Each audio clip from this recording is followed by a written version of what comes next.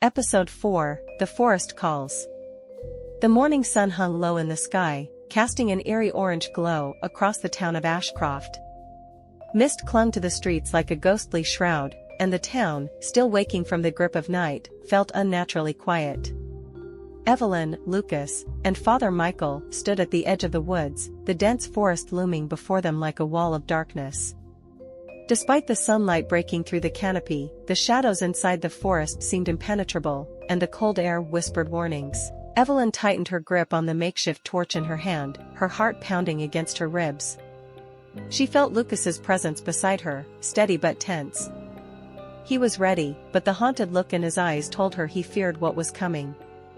Father Michael, his robe swaying slightly in the breeze, had packed a bag with supplies, holy water, salt, and other religious symbols he claimed would help them.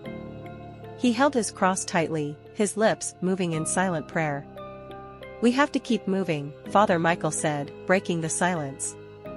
His voice was soft but resolute. "Once we enter the forest, don't stray from the path. The woods will try to confuse you. They'll whisper to you, show you things that aren't real. But you mustn't listen. Stay together. And whatever you do, don't let the shadows touch you." Evelyn nodded, her stomach churning with anxiety. The warnings felt more real now than they had in the safety of the church. She glanced back at the town behind them, a part of her wanting to run, to turn back and pretend none of this was happening, but that wasn't an option. Not anymore. Lucas caught her eye. "We'll be okay," he said, though his voice lacked conviction. Evelyn forced a smile, though she didn't believe it either. "Yeah. Let's just get this over with." With one final glance at the town, the three of them stepped into the forest, the oppressive atmosphere swallowing them whole. The forest was alive, but not in the way Evelyn had expected. There were no sounds of birds or the rustling of small animals. Instead, the trees seemed to whisper, their branches creaking and groaning like they carried the weight of centuries of secrets. The path beneath their feet was narrow and overgrown, the soil damp and cold.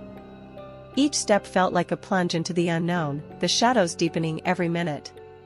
Evelyn's breath came in shallow bursts as they ventured further into the woods. Despite the daylight, the forest seemed locked in perpetual twilight, the thick canopy blocking out much of the sun. She kept her eyes on the path ahead, determined not to look too deeply into the trees, where the shadows seemed to shift and pulse, as if alive. The deeper they went, the more the air grew thick and heavy, almost suffocating. "Are we close?" Evelyn whispered, the sound of her voice barely audible in the oppressive silence. Father Michael, walking a few steps ahead, shook his head. "The heart of the woods is deeper in. We'll know when we're close." Evelyn wasn't sure she wanted to know. Something in the air was changing, the forest felt different now, more sinister. Every tree, and every rock seemed to pulse with malevolent energy. The whispering she had heard before grew louder, not in any language she could understand, but in a way that felt deeply invasive, like fingers scraping against her mind. Suddenly, Lucas stopped, holding up his hand. Evelyn and Father Michael froze behind him. "What is it?" Evelyn asked, her voice barely above a whisper. Lucas didn't answer at first. He was staring into the trees to the right of the path, his brow furrowed, his muscles tense. Slowly, he raised his torch, casting a faint light into the shadows. For a moment, Evelyn saw nothing but twisted branches and darkness. Then, out of the corner of her eye, she saw movement, a figure, just beyond the reach of the light, standing impossibly still. Her heart leaped into her throat as she realized what she was seeing. It was her father. Her breath caught, and she took a step forward, her mind reeling. "Dad," she whispered, her voice trembling. "Is that you?" The figure didn't move, didn't respond, but it was him, she was sure of it. His familiar silhouette, the way he stood, the worn jacket he had always worn before he disappeared, it had to be him. Without thinking, Evelyn took another step toward the figure, her heart pounding in her chest. "Dad," she called again, louder this time, her voice shaking with emotion. Lucas grabbed her arm, pulling her back roughly. "No," he hissed. "It's not him. Evelyn jerked away, her eyes wide. But it's not him, Evelyn. Lucas's voice was sharp, filled with fear. It's the woods. It's trying to trick you. Her mind spun, confusion and desperation clouding her judgment. She turned back toward the figure in the woods. Her father was still standing there, watching her, his face obscured by shadows. But something was wrong. The way he stood, so unnaturally still. The way the shadows clung to him like a second skin. It wasn't him. Evelyn's stomach twisted with dread, and she took a step back, her breath coming in shallow gasps. The figure remained motionless for a moment longer, then slowly dissolved into the shadows, as if it had never been there at all. She felt sick. The forest had shown her father, to lure her away, to pull her into the darkness. Her hands trembled as she gripped the torch tighter, and she felt Lucas's hand on her arm, steadying her.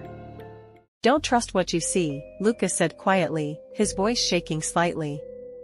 The woods will use whatever it can to break you. Evelyn nodded, though she wasn't sure she could trust herself anymore. The image of her father lingered in her mind, a cruel, twisted reminder of what the forest was capable of.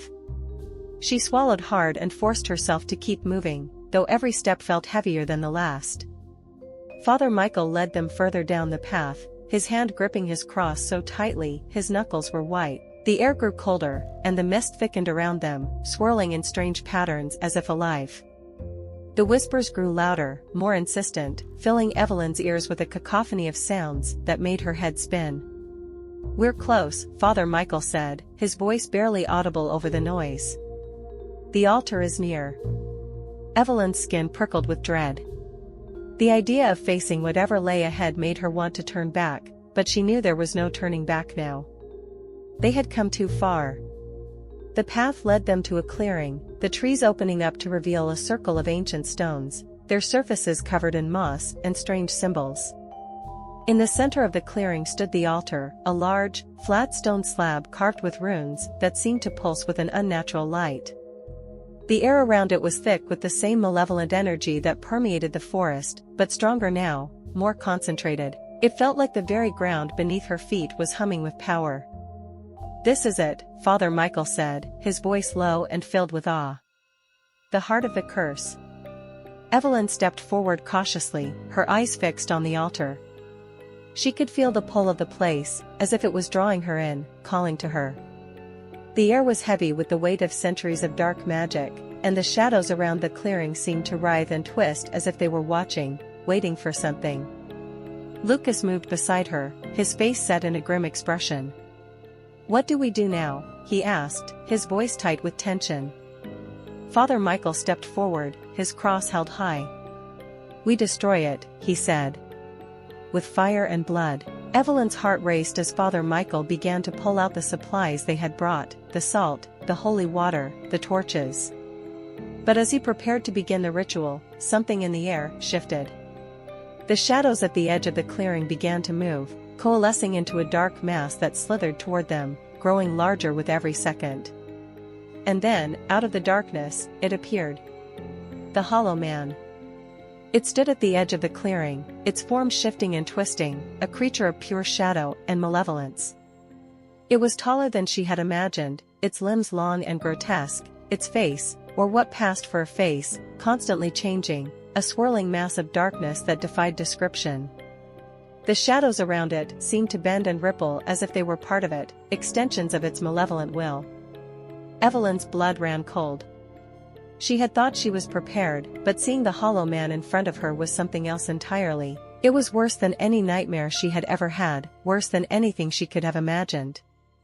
The Hollow Man didn't speak, but the air around it seemed to vibrate with a deep, guttural whisper that sent chills down Evelyn's spine.